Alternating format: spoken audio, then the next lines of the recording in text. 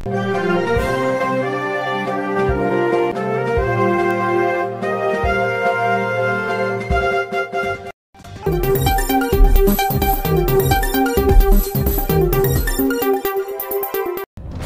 नदीला पुरामुळे तिखोरा पूल तडे गेल्याने वाहतुकीसाठी बंद।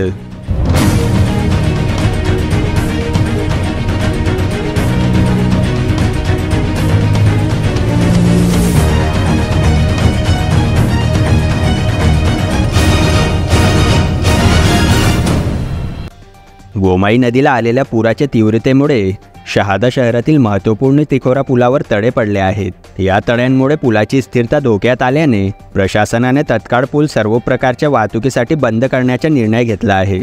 यापूर्वीच पुलाच्या कमजोरीचे भान ठेवून प्रशासनाने अवजड वाहनांच्या वाहतुकीवर प्रतिबंध घातला होता।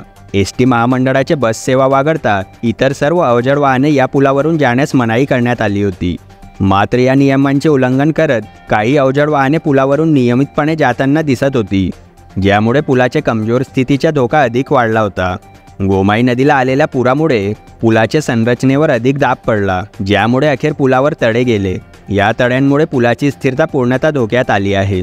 यामुळे प्रशासनाने हा पूल सर्वच प्रकारच्या वाहतुकीसाठी तात्काळ बंद करण्याचा निर्णय घेतला आहे। NDT न्यूजसाठी राजू मंसूरी, शहादा।